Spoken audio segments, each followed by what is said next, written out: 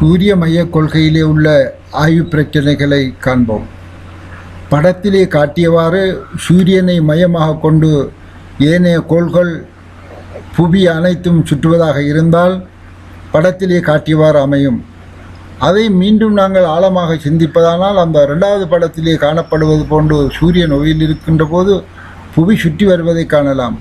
அதே போன்று மூணாவது படத்தை நாங்கள் அவதானிக்கின்ற போது புவியை ஓய்வுக்கு கொண்டு வந்தால் சூரியன் முழுவதும் வருடம் முழுவதுமாக புவியை சுற்றுகின்ற ஒரு நிலை காணப்பட வேண்டும். அவ்வாறான நிலை எங்களுடைய ஆய்வின் அவதானத்தின் போது ஒன்றுமே காணப்படவில்லை என்பதை நாங்கள் ஆய்வு பிரச்சனை உண்டாக கருதுகிறோம்.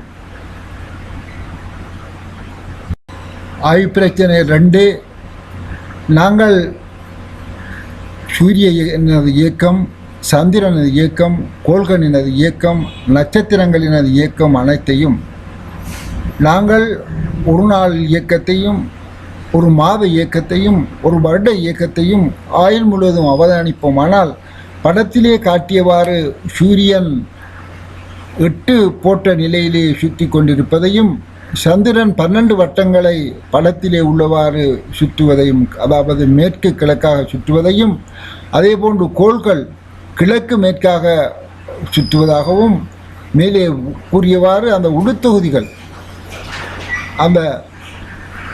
உடுத்தொகுதிகளும் ஒவ்வொரு பாகையாக வருடம் முழுக்க சுற்றி வந்து அடுத்த வருடம் அது பூரணப்படுத்தப்படுவதை நாங்கள் காணலாம்.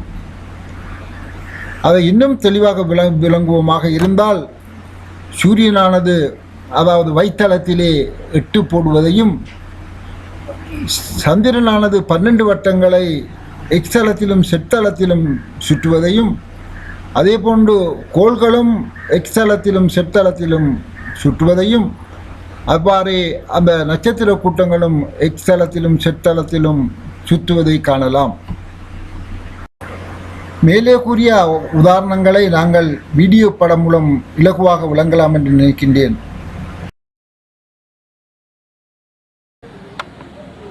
சூரியனுடைய தோற்றம் அந்த இயக்கமானது நாங்கள் வருடம் முழுக்கமாக அவதானிக்கின்ற போது முதலாம் மாதத்திலே படத்தில் காட்டியவர் இந்நிலையிலும் 2வது 3வது மாதங்களில் இந்த நிலையும் 4வது 5வது மாதங்களில் இவ்வாறான நிலைகளுக்கும் உட்படும். அதாவது ஒரு 8 வடிவத்தை பூர்த்தி செய்திருக்கும். முதலாம் மாதம், 2ஆம் மாதம், 3ஆம் மாதம் இவ்வாறாக சுழண்டு ஒரு வருடத்திலே சூரியனானது கிழக்கு பக்கமாக 8 என்ற வடிவத்தை ஆட்டியிருப்பதை நாம் காணலாம். அவ்வாறு மறைகின்ற போது மறைகின்ற நிலையை நாங்கள் அவதானிப்போமாக இருந்தால் அதுவும் ஒரு 8 வடிவத்தை ஆட்டியிருப்பதை நாங்கள் காணக்கூடியதாக இருக்கும். அதாவது சூரியன் புவி சார்பான தோற்றம் வந்த இயக்கம் ஒன்றை படத்தினூடாக விளங்கி ஏயிலிருந்து முதலாம் மாதத்தில் சூரியனாக உதித்து 2ஆம் மாதம் 3ஆம் மாதம் என்ற இந்த படத்திலே காட்டியவாறு தந்த நகர்வை ஏற்படுத்துவது சூரியனுடைய தோற்ற மந்த இயக்கம் என நான் கருதுகின்றேன். அவ்வாறு கோள்கள் அனைத்தும் அவ்வாறான 8 வடிவத்தை ஆட்டுகின்ற நிகழ்வை நாங்கள் காணக்கூடியதாக இருக்கின்றன. அதே போன்று நட்சத்திர தொகுதிகளும் இங்கே படத்திலே காட்டியவாறு தங்களுடைய நகர்வை ஏற்படுத்தி அந்த வடக்கு தெற்காக நகர்ந்து சிறிய நகர்வை ஏற்படுத்துகின்றன. காரணம், அது புவியிலிருந்து அதிகமான தூரத்திலே இருப்பதன் காரணமாக அந்த நகர்வானது சந்திரனுடைய நகர்வை போன்றும் சூரியனுடைய நகர்வை போன்றும் பெரிதாக இல்லாமல் சிறிய அளவிலே வடக்கு தெற்காக நகர்ந்து சென்று கொண்டிருப்பதை நாங்கள் காணலாம். அதை நாங்கள் தொடர்ந்து இன்னும் அவதானிப்போமாக இருந்தால் நட்சத்திர கூட்டங்களை வடக்கு தெற்காக இங்கே படத்திலே காட்டியவாறு நகர்கின்றன. இந்த நகர்வுகள் அனைத்தும் ஒன்று குவிக்கப்படுகின்ற போது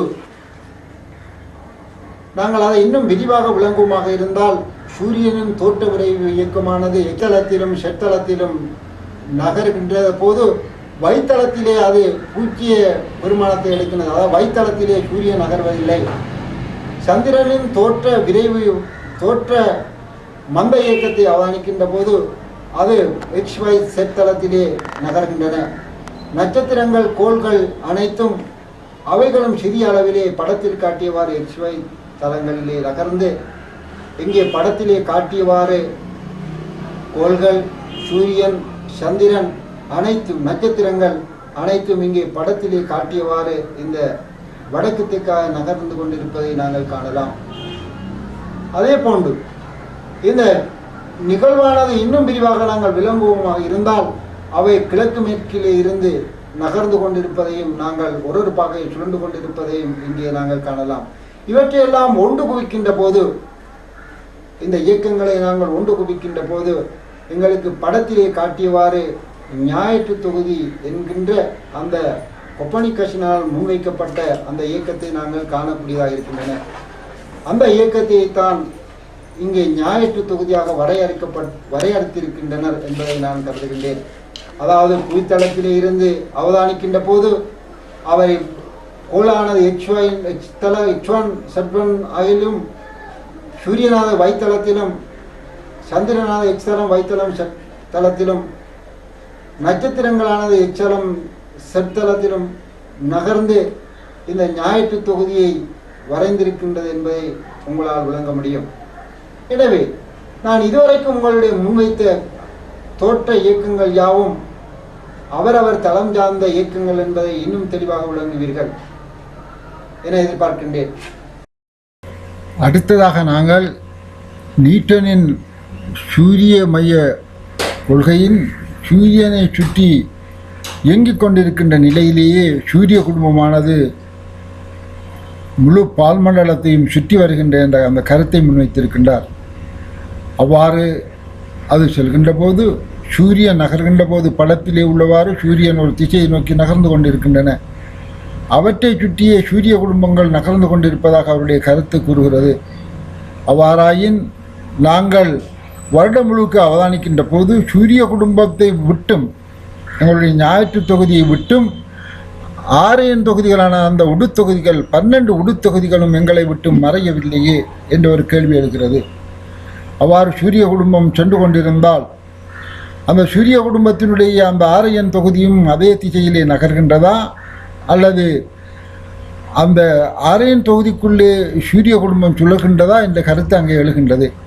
எனவே அதுவும் ஒரு ஆய்வு பிரச்சனையாக எங்களுக்கு தோன்றுகிறது. எனவே அதற்கான விடையையும் நாங்கள் காண வேண்டிய ஒரு தேவை இருக்கிறது. அடுத்ததாக நாங்கள் தற்போதைய விஞ்ஞானிகளின் கருத்தின்படி சூரிய குடும்பம் சூரியனை சுற்றவில்லை என்ற கருத்தை கூறுகிறார்கள். அதாவது நான் ஏற்கனவே கூறிய எனது ஆய்வை உண்மைப்படுத்தியதாக அது அமைகிறது. இருந்தாலும் அதில் இன்னும் ஒரு கேள்வி எழுகிறது.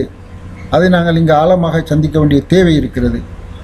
இயங்குகின்ற அந்த மையம் பற்றி சூரிய குடும்பம் சுற்றுவதாக இருந்தால், சூரியனதும் அந்த சுற்றுகின்ற மையத்தின் மிக அண்மையிலே சூரியன் இருப்பதாகவும், ஏனைய கோள்கள், புவி, ஏனைய நட்சத்திரங்கள் அதன் பின்னால் இருப்பதாகவும் படத்திலே காட்டியவாறு அமைவதாக இருக்கும்.